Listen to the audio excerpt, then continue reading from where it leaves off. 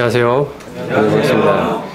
오늘은 마지막 때에 주님과 동행하는 삶에 대해서 말씀을 나누겠습니다.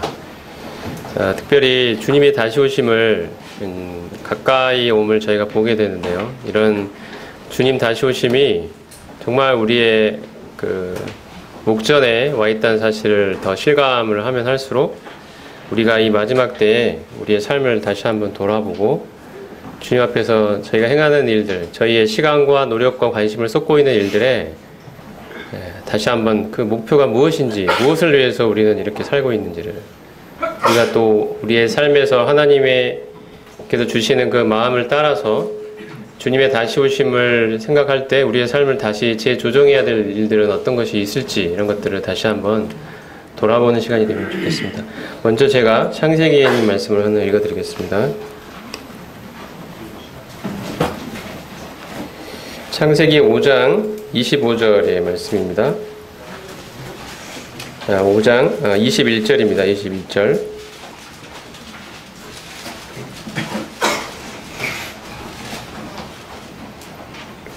에녹은 65세에 무드셀라를 낳았고 무드셀라를 낳은 후 300년을 하나님과 동행하며 자녀들을 낳았으며 그는 365세를 살았더라. 에녹이 하나님과 동행하더니 하나님이 그를 데려가심으로 세상에 있지 아니하였더라. 이 말씀은 에녹에 관한 말씀입니다. 에녹이 갖고 있는 특징은 이제 그의 생애를 하나님과 동행하는 삶을 살았다는 데 있습니다. 하나님께서 그를 죽음을 맛보게 하지 않으시고 세상에서 바로 하늘로 옮겨주실 만큼 그는 하나님과 아주 친밀하게 동행하는 삶을 살았는데요. 에녹이 어떻게 이렇게 하나님과 동행하는 삶을 살 수 있었을까? 이런 부분들은 좀 생각해 보면 그의 아들의 이름이 무드셀라인데 무드셀라라는 이름의 뜻은 그가 죽으면 오리라 라는 이름입니다. 성도님들 아시는 분도 계시겠지만 그가 죽으면 오리라. 그가 죽으면 오리라. 무드셀라가 죽을 때 무슨 일이 있었을까요? 우리가 알듯이 바로 노아의 홍수가 있었습니다. 우리가 흔히 노아의 홍수라고 말하는 하나님이 물로 세상을 심판하시는 심판의 사건이 있었습니다. 이 에녹은 자신의 아들의 이름을 바로 이 아이가 죽으면 세상에 심판이 온다는 이름으로 그 뜻으로 아이의 이름을 짓고 평생을 하나님과 동행하는 삶을 살았습니다. 그가 하나님과 동행하는 삶을 살 수 있었던 그 삶의 비결은 이 세상이 전부가 아니라 이 세상에 나의 관심과 나의 노력을 투자할 대상이 이곳이 아니라 이곳은 하나님의 심판으로 멸망받을 곳이고 바로 내가 내 마음을 쏟고 내가 보화를 쌓아야 할 곳은 바로 하늘에 있다는 사실을 마음에 늘 기억하며 살아갔기 때문입니다. 그는 자신의 아들을 볼 때마다 이 아이가 죽으면 이 세상엔 심판이 오고 이 세상은 끝이 난다는 것을 기억했습니다.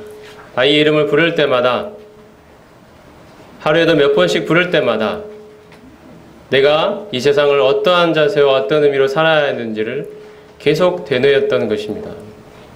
우리가 이 마지막 때에 주님과 동행하는 삶을 살 수 있는 그 삶의 원동력, 바로 하나님께서 말씀에서 우리에게 보여주신 대로 주님이 다시 오신다는 것입니다.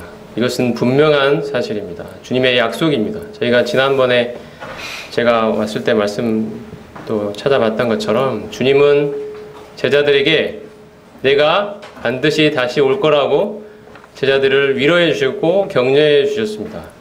내가 너희를 떠나는 것이 아니다. 내가 반드시 다시 오겠다. 내가 다시 올 때는 바로 너희를 내 있는 곳에 너희도 나와 함께 있어서 영원토록 바로 그곳에 내 있는 곳에 너희들이 함께 있어서 나와 영원토록 함께하게 될 것이라고 주님이 분명히 약속해 주셨습니다. 우리가 지금 살아가고 있는 이 삶에서 내 관심과 내 노력, 나의 시간을 투자하고 있는 이 일들은 도대체 주님의 다시 오심과 관련해서 어떠한 의미를 갖고 있는 것입니까? 우리는 왜 그 일을 그렇게 열심히 하고 있는 것입니까? 우리는 무엇을 위해서 살고 있습니까? 우리의 삶에는 주님의 다시 오심이 얼마나 자리 잡고 있습니까?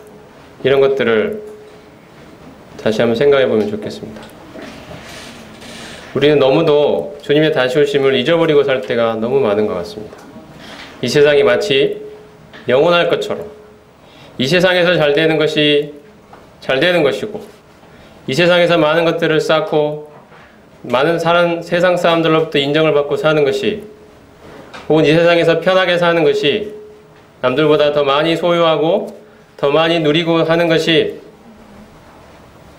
마치 우리 인생의 목표인 양, 우리 그리스도인들도 그런 세상의 가치관에 젖어서 이 세상은 끝나버릴 것이라는 이 분명한 사실을, 그리고 그 끝의 때가 우리의 바로 눈앞에 와 있다는 사실을 잊어버리고 살 때가 너무 많은 것 같습니다.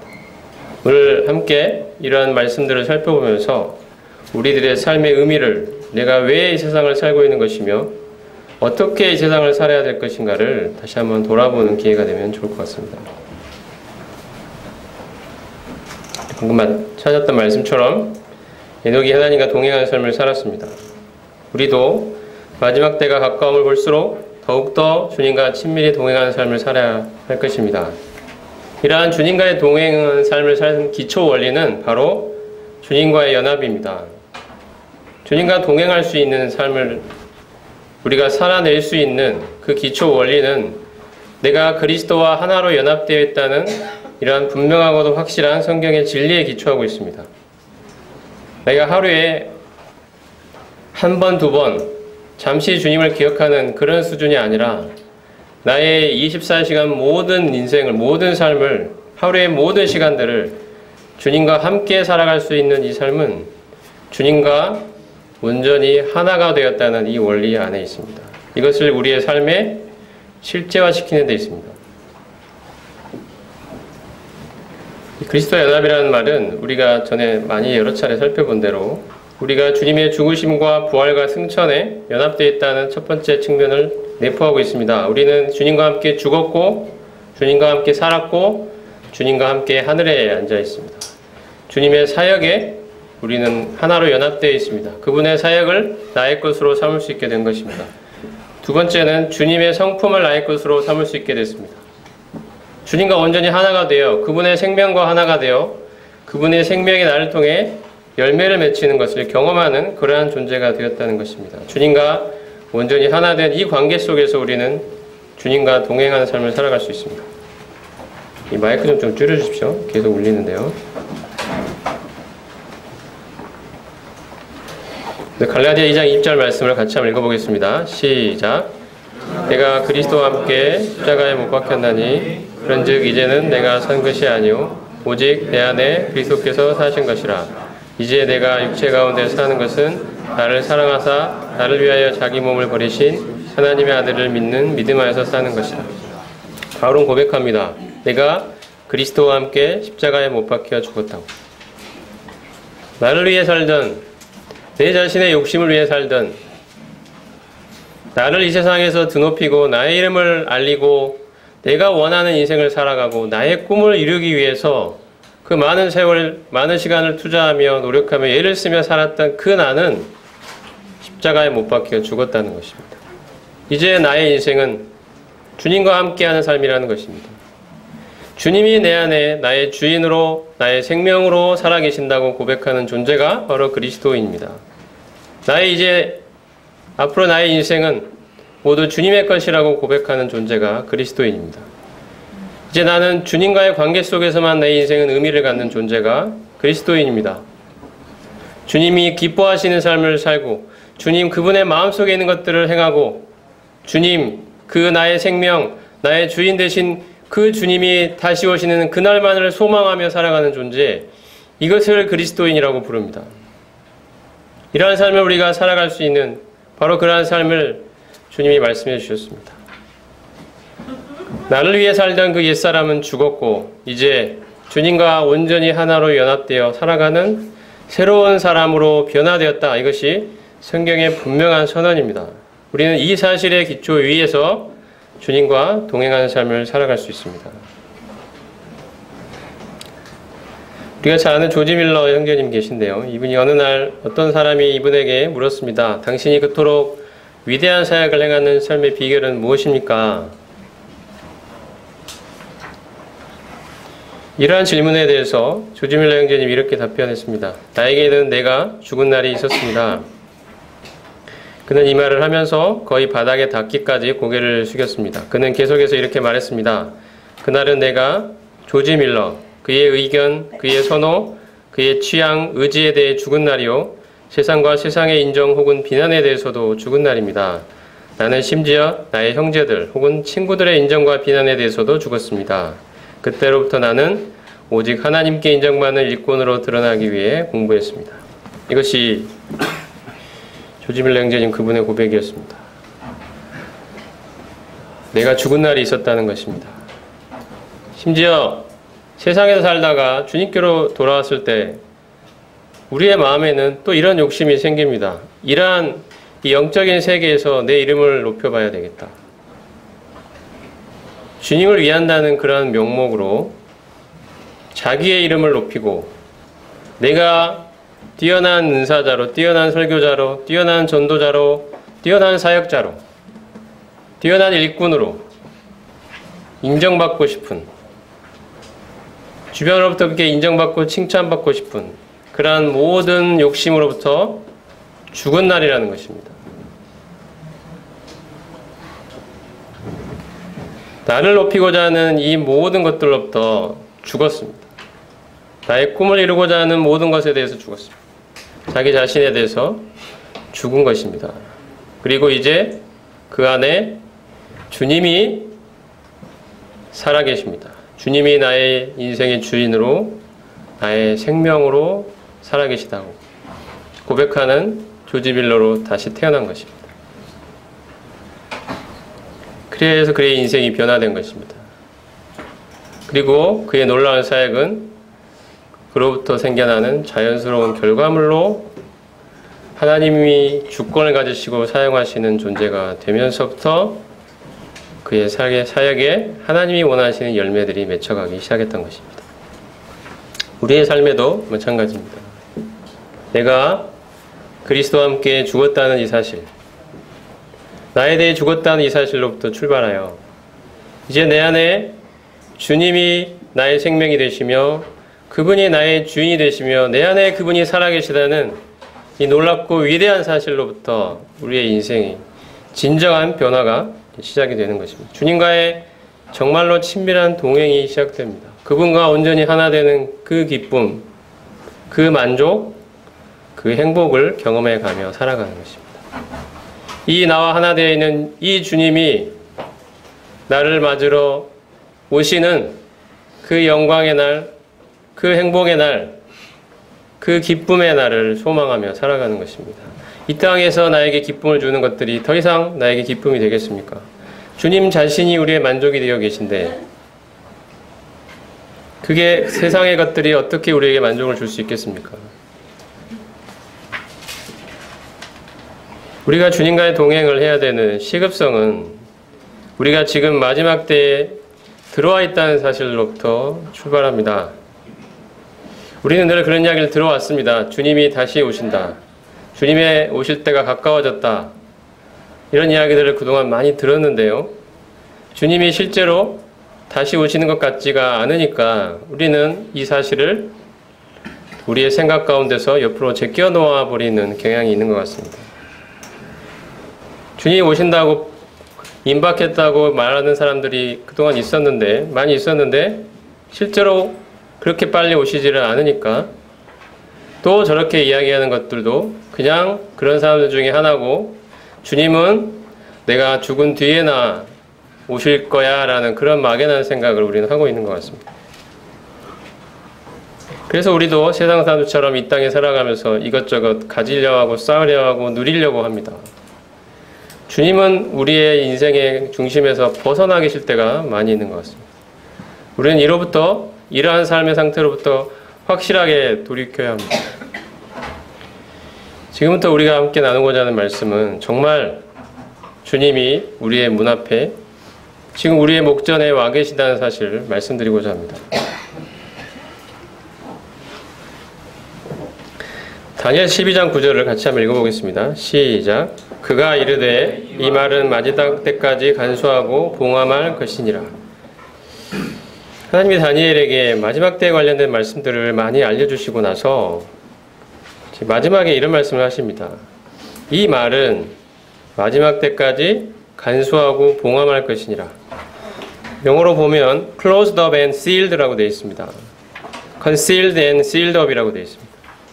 감춰져 있고 봉인되어 있다는 것입니다. 마지막 때까지. 이 말은 마지막 때가 되어야 비로소 열리는 말씀이라는 뜻입니다. 그 전까지는 읽어도 이게 무슨 말인지 잘 모른다는 이야기입니다. 마지막 때에 관한 말씀들이 지금 열리고 있습니다. 이 말이 무슨 뜻인지 이제 우리의 눈앞에 분명하게 전개되고 있는 상황에 우리는 지금 살고 있습니다. 그 말은 우리가 지금 마지막 때에 와 있다는 뜻입니다. 19세기에 와서야 마지막 때 예언들을 올바로 이해할 수 있는 체계적인 틀이 마련됐습니다. 19세기 중반 이후에 모임의 형제들에 의해서 세대적인 종말론이 체계화되고 이에 따라서 예언을 문자적으로 이해하는 틀이 생겼습니다. 이로 인해서 이스라엘 국가의 재수립과 유대인의 영적 회복을 비롯해서 마지막 때에 일어날 일에 관한 각종 예언이 비로소 이해되고 제자리를 잡기 시작했습니다. 이러한 와중에 약 1900년 동안이나 나라를 잃고 세계를 떠돌던 이스라엘 민족이 기적처럼 국가를 재수립하는 일이 우리 눈앞에 펼쳐졌고요. 1948년입니다. 그리고 현재도 유대인들이 예언의 말씀에 따라 전 세계에서 고토로 귀환하고 있습니다. 알리야 운동으로 엄청나게 많은 유대인들이 지금 이스라엘 국가로 돌아오고 있습니다. 지금도 돌아오고 있습니다. 우리는 지금 곡전쟁, 적그리스도와 그의 제국의 출현, 기독교계의 배도 등에 관한 예언이 속속 성취되고 있는 그러한 시작점에 와 있음을 경험하고 있습니다.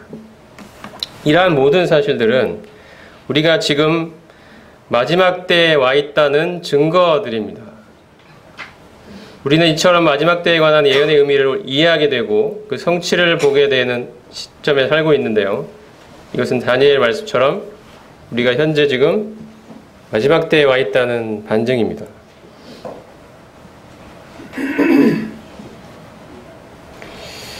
종말의 사건들을 이해할 수 있는 그 틀은 우리가 흔히 세대적인 종말론이라고 부르는데요.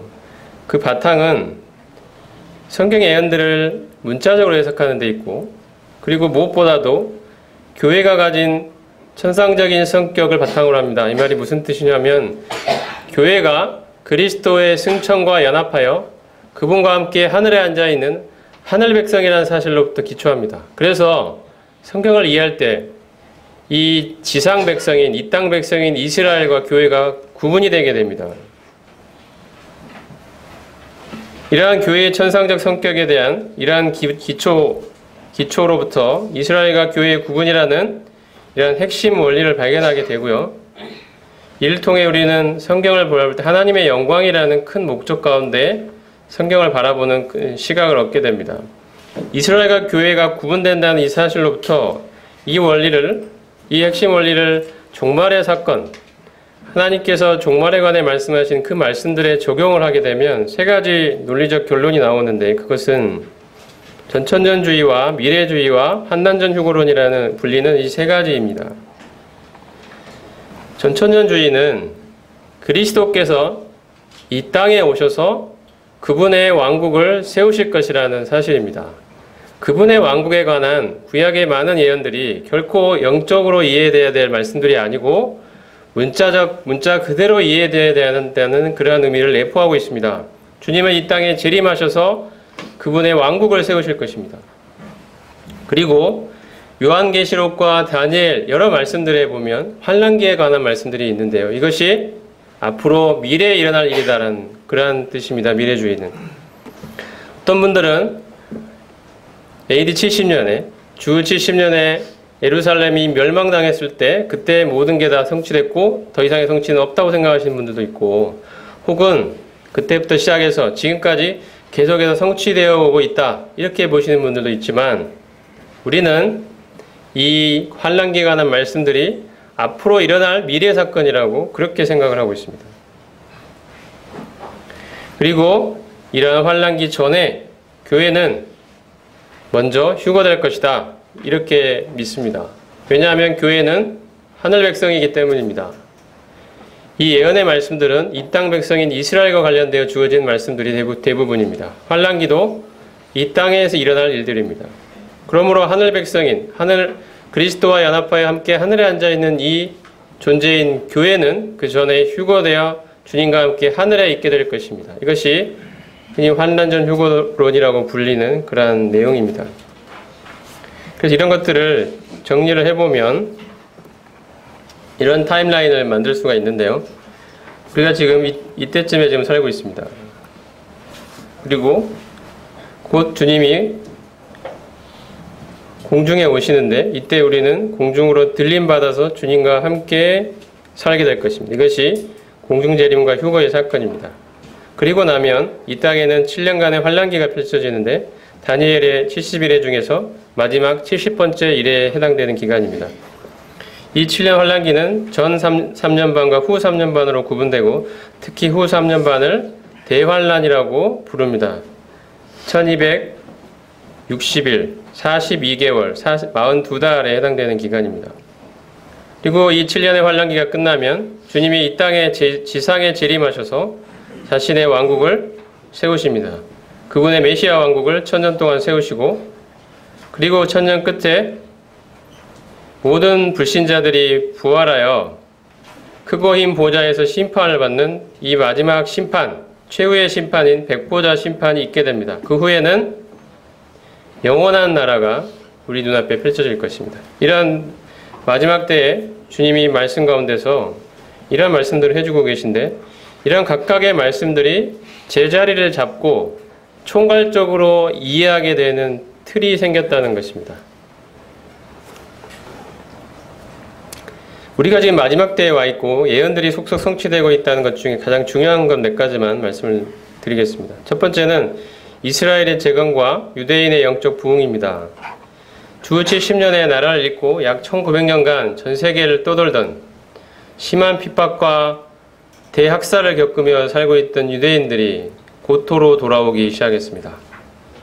마침내 유엔의 결정으로 이스라엘이라는 국가를 재건하게 됩니다. 1948년 5월 14일의 일입니다. 그리고 현재 각지의 유대인들이 속속 이스라엘로 귀환하고 있습니다. 이것은 알리야라고 부릅니다. 이것은 에스겔의 예언을 성취하는 분명한 역사적 사실입니다. 그리고 또 하나 놀라운 일들이 일어나고 있는데, 유대인 가운데 예수 그리스도를 메시아로 믿는 유대인들이 최근에 와서 급증하고 있다는 사실입니다. 불과 몇십 명에 불과했던 그들의 숫자가 최근에 와서는 거의 약 2만 명에 가까이, 이스라엘 인구 지금 700만 명 가까이 되는데요. 그 중에 2만 명, 숫자가 별로 안 된다고 느끼실 수 있지만 이것은 기적과도 같은 일입니다. 왜냐하면 유대인들이 가지고 있던 예수님께 대한 이 뿌리 깊은 적대감을 생각해 보면 도저히 생각할 수 없었던 일이기 때문입니다. 이러한 일들을 지금 하나님이 일으키고 계십니다. 이것은 에스겔의 예언대로 성령께서 이스라엘 가운데 부어지기 시작하고 있다는 증거이고, 앞으로 더 풍성하게 부어질 수 있다는 사실을 예상케 하는 일입니다. 에스겔의 예언에 대해서 몇 가지 말씀을 보겠습니다. 36장 24, 28절에 보면, 내가 너희를 여러 나라 가운데서 인도하여 내고 여러 민족 가운데서 모아 데리고 고국 땅에 들어가서 맑은 물을 너희에게 뿌려서 너희를 정결하게 하되, 곧 너희 모든 도로운 것에서와 모든 우상 숭배에서 너를 정결하게 하며, 또 새 영을 너희 속에 두고 새 마음을 너희에게 주어, 말씀하십니다. 에스겔 37장에도 보면 그 유명한 마른 뼈에 관한 환상 가운데서 주님이 하신 말씀입니다. 굵은 부분만 보면, 주 여호와께서 이같이 말씀하시기를, 내 백성들아, 내가 너희 무덤을 열고 너희로 거기에서 나오게 하고 이스라엘 땅으로 들어가게 하리라. 내가 또 내 영을 너희 속에 두어 너희가 살아나게 하고. 이것은 이스라엘 국가의 재수립을 말씀하심과 동시에 그들 안에 일어날 영적인 부흥을 말씀하신 것입니다. 신명기 4장에도 보면 끝날에 내가 내 하나님 여호와께로 돌아와서 그 말씀을 청종하리니, 이스라엘의 영적인 회복을 신명기의 말씀 가운데서 이미 말씀하고 있습니다. 이스라엘이 하나님께로 돌아오게 되는 그 날은 바로 끝날이라는 것입니다. 마지막 때에 이런 일이 있을 것이라는 것입니다. 지금 우리는 이 말씀들이 성취되어 가고 있는 사실을 목도하고 있습니다. 이사야 11장에 보면 이스라엘의 쫓긴 자들을 모으시며 땅 사방에서 유다에 흩어진 자들을 모으시리니 라고 말씀하고 있고, 이사야 43장에 보면 내 자손을 동방에서부터 오게 하며 서방에서부터 너를 모을 것이며 내가 북방에 이르기를 놓으라, 남방에 이르기를 불의하지 말라, 내 아들들을 원방에서 이끌며 내 딸들을 땅 끝에서 오게 하라. 이것이 하나님의 예언의 말씀입니다. 49장에도 혹자는 원방에서, 혹자는 북방과 서방에서, 혹자는 시님 땅에서 오리라. 하나님의 예언의 말씀을 우리에게 주셨습니다. 종래에는 이런 말씀들을 보면서 이 예언의 말씀들을 이해하는 틀이 제대로 없었기 때문에, 또 다른 우리가 흔히 대체 신학이라고 부르는 이 사상 때문에 교회가 이스라엘을 대체했고 이스라엘을 위한 별도의 미래는 없다라고 생각하는 이러한 생각이 지배적인 생각으로 그동안 장악을 해왔기 때문에 이런 말씀들을 읽을 때 영해할 수밖에 없었습니다. 하나님이 이스라엘을 다시 돌이키시고 그 땅으로 돌아오게 하시고 그들 가운데 영적인 이 부흥을 주실 것이라는 이 말씀들을 문자 그대로 이해할 수 없었던 것입니다. 이런 일은 일어날 수 없다고 보았기 때문에, 있을 수도 없는 일이라고 보았기 때문에, 이스라엘은 끝났다라고 생각했기 때문에 교회가 그 자리를 대체했으니 이것은 교회가 영적으로 계승한 것이다, 이렇게 이해를 한 것입니다. 이러한 생각들이 19세기의 이 형제들이, 모임의 형제들이 이 성경의 예언의 말씀들을 올바로 이해하는 틀을 만들어내고 비로소 교회에 제시하고, 이제 우리는 그러한 사실로부터 이러한 예언의 말씀들이 정말로 문자 그대로 이루어질 것을 믿을 수 있는 그러한 눈을 갖게 됐습니다.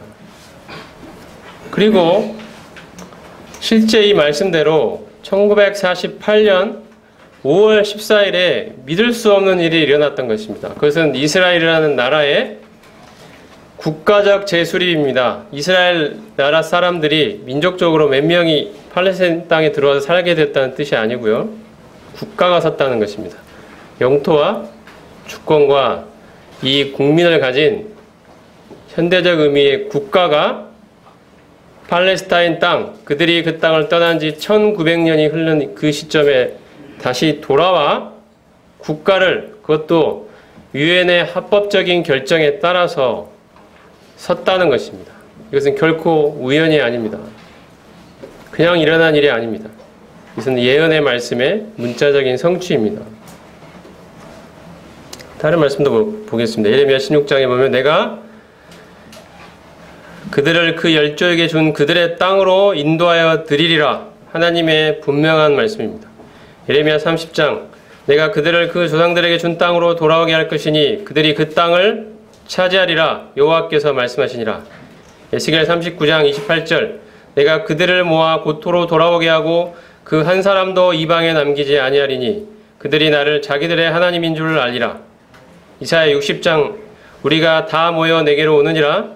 비둘기가 그 보금자리로 날아오는 것 같이 날아오는 자들이 누구뇨? 어떤 분들은 이 비둘기가 날아오는 이 모양으로 비유한 것을 그렇게까지 이해하시는 분도 있습니다. 알리아에 따라서 세계 각지에 있는 유대인들이 지금 비행기를 타고 오고 있습니다. 비둘기가 날아오는 거죠. 그 모습을 비유적으로 표현한 게 아니냐라고 하는 분들도 있고요. 아모스 9장에 보면 내가 내 백성 이스라엘이 사로잡힌 것을 돌이키리니 그들이 황폐한 성읍을 건축하여 거주하며, 지금 이스라엘이 그렇게 지금 하고 있죠. 황폐했던 성읍을 다시 건축하고 그 가운데 거주하고 있고 포도원을 가꾸고 있습니다. 그리고 내가 그들을 그들의 땅에 심으리니 그들이 내가 준 땅에서 다시 뽑히지 아니하리라. 이스라엘이 1948년 5월 14일 날 건국한 이래 아람 민족들이 여러 차례에 걸쳐 이스라엘을 지도에서 제거하기 위해서, 뽑아내기 위해서 힘을 모아서 엄청난 군사력으로 이스라엘을 공격했습니다. 지금까지 이스라엘은 한 번도 그 땅에서 뽑힌 적이 없습니다. 이것이 분명한 하나님의 약속의 말씀이기 때문입니다. 그리하여 온 이스라엘이 구원을 받으리라. 이스라엘이 예수 그리스도를 메시아로 받아들이는 일은 이방인의 충만한 수가 들어올 때 일어날 것입니다. 그런데 메시아닉 주가 최근에 급격히 늘어나고 있는 이런 현상은 이방인의 충만한 수가 거의 차고 있다는 증거라고 이해할 수 있습니다. 그리고 온 이스라엘이 구원을 받는 일은 환난기 끝에 완전히 성취될 것인데요. 저희가 예상하기로 여러 말씀들을 종합해보면 환난기 후반에 살아남아 있는 모든 이스라엘 사람들, 즉 원래 고토로 돌아왔던 인구의 3분의 1에 해당되는 숫자가 남아있을 텐데 이 사람들이 국가적으로 회개하고 주님께로 돌아올 일이 일어날 것입니다.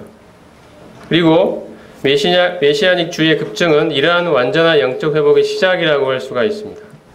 로마서에 있는 말씀대로 온 이스라엘이 구원을 받는 일이 일어날 것입니다. 문자 그대로 이루어질 것입니다. 환난기에 살아남아 있는 모든 이스라엘 사람들이 구원받는 일이 일어날 것입니다.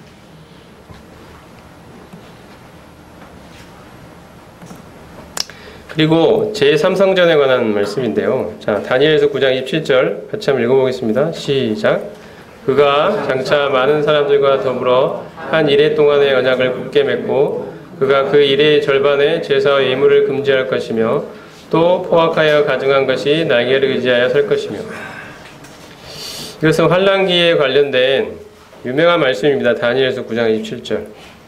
굉장히 중요한 말씀인데요. 여기에서 그라고 소개되는 인물은 적그리스도입니다. 환난기로 알려진 이 다니엘의 마지막 일의 7년, 이 7년의 중간 시점에 이 적그리스도가 성전에서 드리던 제사와 예물을 금지한다고 말씀하고 있는데, 이 말씀 보면 이 말씀은 다시 뒤집어 보면 금지하기 전에는 성전에서 제사와 예물을 드리고 있다는 이야기고, 그 의미는 성전이 환난기 때 존재하고 있었다는 이야기입니다. 환난기 전반기에 이미 성전이 건축되어 존재하고 있음을 의미합니다. 지금 황금 돔 사원이, 이슬람 사원이 세워져 있는 바로 그 자리가 성전산입니다. 거기에 성전이 설 것이라는 것입니다. 이 성전 건축이 예언이 되어 있고요. 반드시 이루어질 것입니다. 우리는 이것이 불가능하다고 생각을 해왔지만 지금 우리의 눈앞에 가능성이 열리고 있습니다.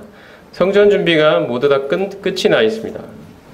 모든 기물과 제사장 복장부터 시작을 해서 모든 준비가 이미 유대인들에 의해서 완료가 되었습니다. 심지어 그 성전에서 섬길 사람들까지 훈련을 지금 시키고 있습니다.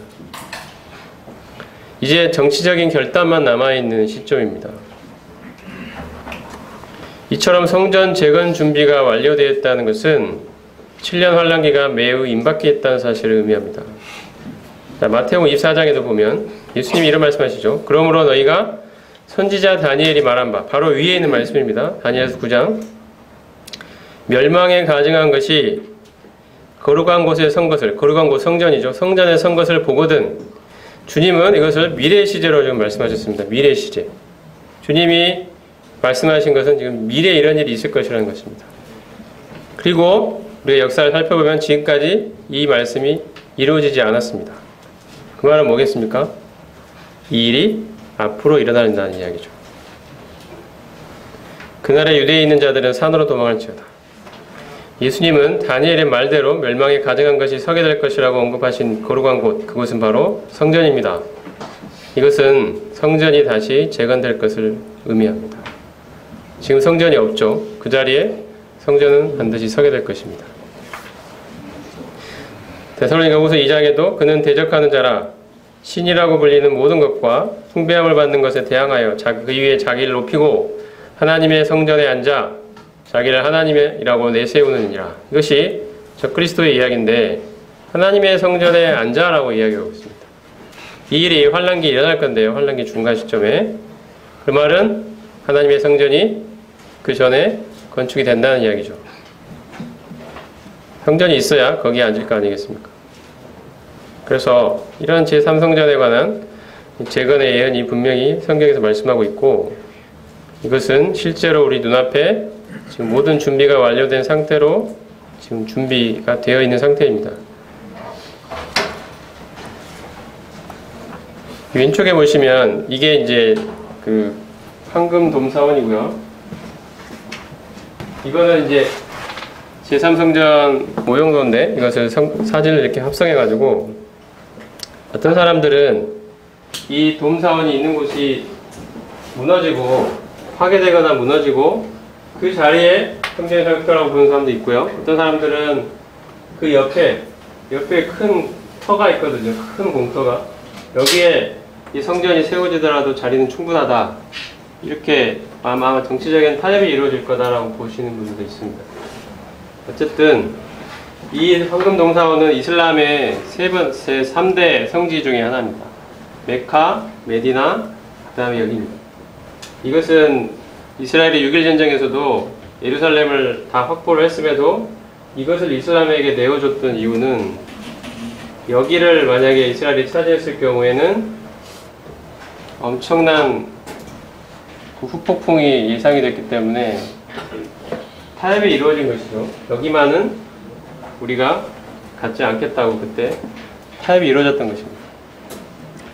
그래서 지금 예루살렘이 이방인에게 짓밟히는 그 이방인의 때, 그때가 제 생각에는 이 황금 돔사원이, 이 소유권이 아랍 사람들로부터 이스라엘로 옮겨지는 순간에 이방인의 때는 찰 거라고 생각합니다. 제 개인적인 분별로는. 여기가 딱 하나 남아 있습니다. 예루살렘이 이방인에게 아직 남아있는 곳은, 유일한 곳이 여기입니다. 여기만 이스라엘로 돌아오면 이방인 때는 차고 마지막 때는 이제 우리 눈앞에 펼쳐지게 되는 거죠.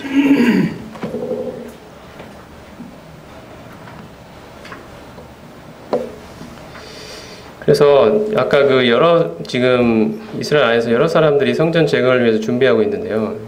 그 중에 하나가 이 마노라라고 불리는 성전 안에 있는 등대입니다.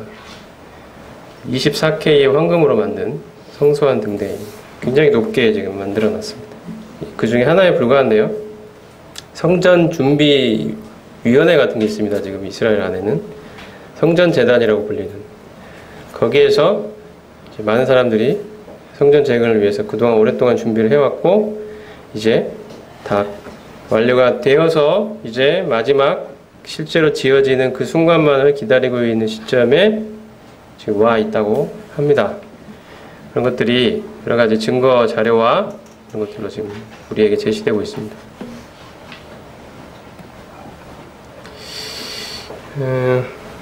동영상을 못 보여드린 게 많이 아쉬운데요. 어쨌든 우리가 지금 이스라엘 안에도 또 아랍 사람들 안에도 지금 마지막 때라는 것들을 우리가 실감하게 하는 일들이 일어나고 있습니다. 그것은 뭐냐면, 아까 이스라엘 민족 안에도 예수님을 그들의 메시아로 받아들이는 이러한 기적 같은 일이 엄청나게 지금 최근에 와서 급격하게 늘어나고 있고요. 아랍 민족들 사이에도 그 이슬람이 장악하고 있는, 다른 종교를 개종을 하는 것은 목숨을 걸어야 되는, 바로 목배임을 당하는, 그 참수형을 당하는 그 이슬람 율법이 서슬퍼렇게 살아있는 그 나라들에서 지금 예수 그리스도를 그들의 구원자로 받아들이는 이슬람 사람들이 급증하고 있습니다. 이것은 여러 가지 소식통들을 통해서 속속 들어오고 있는 소식입니다. 그들이 이른바 지하교회 같은 것이 이슬람 국가들 안에서 형성이 되고 있는데, 그 숫자가 상상할 수 있는 숫자 이상으로 어마어마한 사람들이 예수님께로 돌아오고 있습니다. 이러한 일들이 지금 어떤 일각에서 전달되는 소식이 아니고요. 이것은 지금 보편적으로 받아들여지고 있는, 믿을 수 있는 이야기들입니다. 이러한 모든 일들은 주님이 다시 오실 그 날이 우리 눈앞에 지금 목전에 와 있다는 증거들입니다. 주님이 마지막 때에 자신의 일을 하고 계십니다. 그 예언의 말씀들을 지금 속속 성취하고 계십니다. 시간이 많다면 여러 가지 이야기들 더 드릴 수 있지만 오늘은 마지막 여러 말씀들을 보고 마치도록 하겠습니다. 누가복음 21장에 보면 이러한 날을 준비하면서 우리의 태도에 이렇게 말씀하십니다. 스스로 조심하라. 그렇지 않으면 방탕함과 술 취함과 생활의 염려로 마음이 둔하여지고 뜻밖의 그날이 덕과 같이 너희에게 임하리라. 이날은 온 지구상에 거하는 모든 사람에게 임하리라. 그러므로 너희는 장차 올 이 모든 일을 능히 피하고 인자 앞에 서도록 항상 기도하며 깨어 있으라 하시니라. 주님의 분명한 말씀입니다. 그날이, 그 심판의 날이 분명히 이 세상에 임할 것이다. 너희는 항상 기도하며 깨어 있으라는 것입니다. 영적으로 잠들어 있지 말고 내가 지금 살고 있는 이 삶에 살아가면서 행하고 있는 이 일들이 과연 무엇을 위한 것인가? 내 노력과 내 시간과 내 관심을 쏟고 있는 이 일은 도대체 무엇을 위한 것인가? 내가 주님이 다시 오셨을 때, 그 앞에 섰을 때 나는 그분 앞에 무엇라고 이야기할 것인가? 내가 지금 나의 관심을 쏟고 있는 이 일은 주님의 다시 오심과 어떤 관련성이 있는 것인가? 이 생각을 해보라는 것입니다. 데살로니가전서 5장에도 읽어보겠습니다. 형제들아, 때와 시기에 관하여 너에게 쓸 것이 없으면 주의 날이 밤에 도둑같이 이를 줄을 너희 자신이 자세히 알기 때문이라. 그들이 평안하다 안전하다 할 그때에 임신한 여자에게 해산의 고통이 이른 것 같이 멸망이 갑자기 그들에게 이르리니 결코 피하지 못하리라.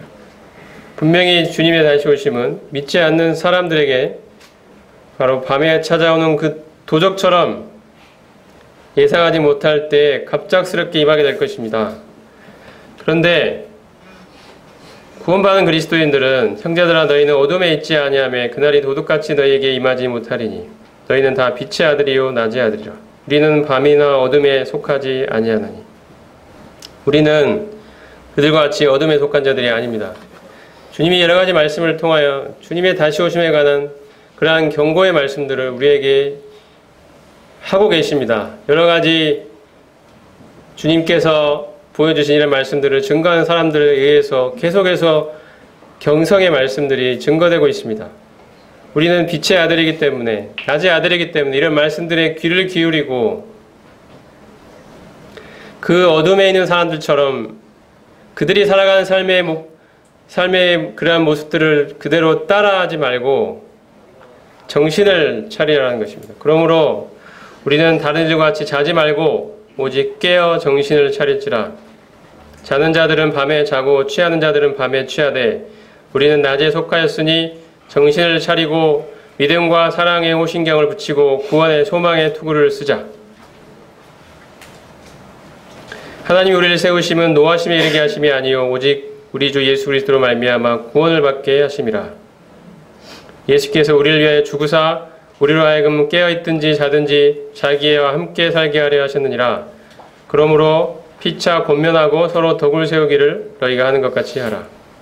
데살로니가전서 쓰여진 이 데살로니가 교회는 바울이 새 안식일 굉장히 짧은 시간에 복음을 전해서 형성된 교회입니다. 근데 데살로니가전서를 보면 그들이 가지고 있던 주님의 다시 오심에 대한 소망이 얼마나 컸는지를 알 수 있습니다. 아주 짧은 기간 복음을 전해서 세워진 교회이지만 그들 안에 주님의 다시 오심에 대한 분명한 소망과 인식이 있었습니다. 그리고 그날을 소망하는 그 열망은 정말 넘쳐났던 것입니다.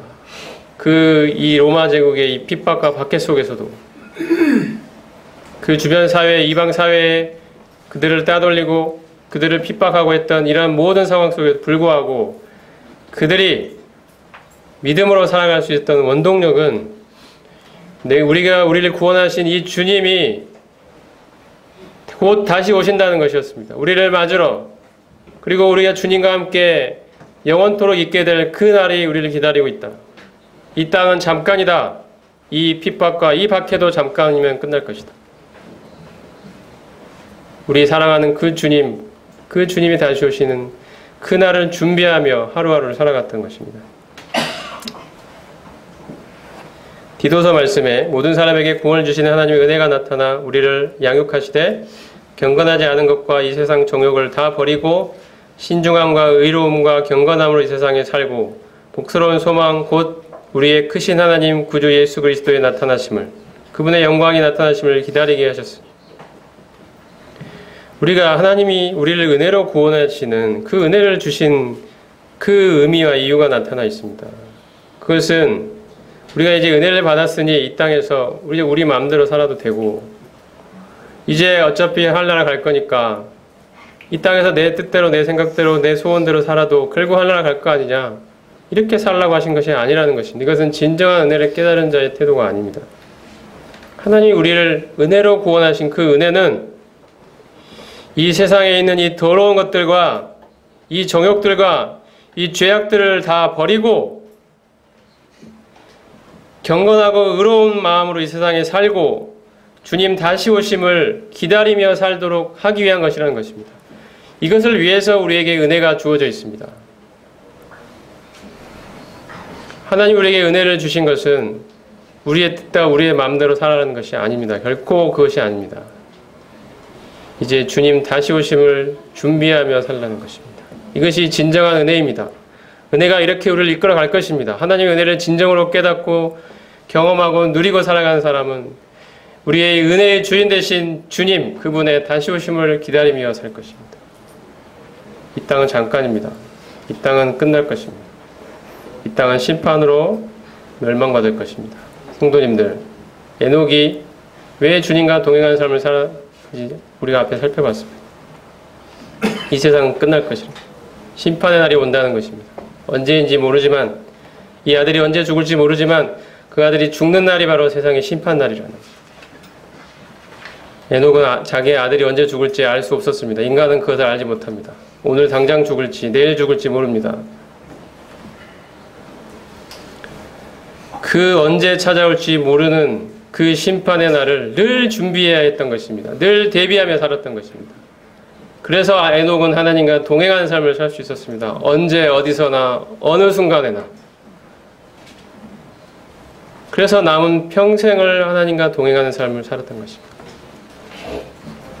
베드로후서 3장 보겠습니다. 주의 약속은 어떤 이들이 더디다고 생각하는 것 같이 더딘 것이 아니라 오직 주께서는 너희를 대하여 오래 참으사 아무도 멸망하지 아니하고 다 회개하게 이르기를 원하시느니라. 그러나 주의 날이 도둑같이 오리니 그날에는 하늘이 큰 소리로 떠나가고 물질이 뜨거운 불에 풀어지고 땅과 그 중에 있는 모든 일이 다 드러나리로다. 이 모든 것이 이렇게 풀어지리니 너희가 어떠한 사람이 되어야 마땅하냐. 거룩한 행실과 경건함으로 하나님의 날이 임하기를 바라보고 간절히 사모하라. 이 심판의 날, 이 주의 날은 분명히 이 땅에 올 것이며 바로 그것도 임박해 있습니다. 우리가 가져야 될 이 삶의 태도는 바로 이 심판받아 없어져 버릴 이 세상에 미련을 두지 않고 이 세상에서 뭔가 쌓아서 사람들로부터 인정받고 내 꿈을 잃어버렸다는 이 모든 것들을 다 포기하고 오직 주님 다시 오신 그날에 주님께 인정받는 삶을 살고자 하는 것입니다. 이것이 우리가 살아가는 삶의 분명한 목적이 되어야 합니다. 우리가 이것을 놓치고 있다면 이 아침에 다시 한번 생각해 볼 수 있기를 원합니다. 주님 앞에 섰을 때 우리는 주님께 무엇을 하고 말씀드리겠습니까? 나는 무엇을 하다 왔다고 주님 앞에 설 것입니까? 내가 너희에게 허락한 그 은혜는 너희의 삶에 어떻게 역사했느냐고 주님이 물으실 때 우리는 무엇이라고 주님 앞에 대답하겠습니까? 주님, 저는 제 뜻대로 살다가 제가 하고 싶은 일을 하며 살다가 제 꿈을 이루며 살다가 왔습니다. 주님의 은혜는 어디 가버렸는지 저도 잘 모르겠습니다. 이렇게 이러한 대답이 있어서는 결코 안 될 것입니다. 마지막으로 계시록 22장 말씀 보겠습니다. 보라, 내가 속히 오리니 이 두루마리의 은혜의 말씀을 지키는 자는 복이 있으리라. 이것들을 증언하신 이가 이르시되 내가 진실로 속히 오리라 하시거늘 아멘. 주 예수여 오시옵소서. 이것이 우리의 믿음입니다. 마라나타. 주님, 아멘. 주님 다시 오십시오. 우리가 그날을 소망합니다. 이것이 우리가 살아가며 바라보는 유일한 날입니다. 주님 다시 오시는 그날을 우리는 소망합니다. 우리가 이 떡을 떼고 잔을 나누는 것도 주의 다시 오시는 날까지, 주님의 다시 오시는 그때까지 주님이 이행하라고 하셔서 하고 있는 것입니다. 바로 주님 다시 오신 그날이 우리의 삶의 유일한 바라보는 소망의 날이 될 것입니다. 네, 기도하겠습니다.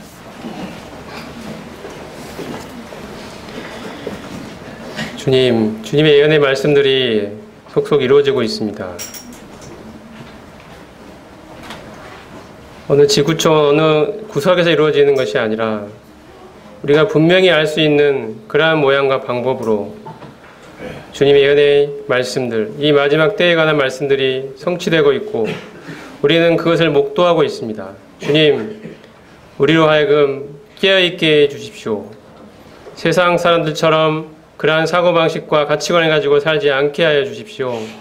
주님의 인을 받은, 주님의 거룩한 능력으로 거듭나고 구원받은 그리스도의 신부로서 이 마지막 때에 거룩하고 경건하게 이 마지막 때를 살고, 주님, 우리의 신랑 되신 그 주님이 우리를 맞으러 오시는 그 날을 소망하며 살 수 있게 하여 주십시오.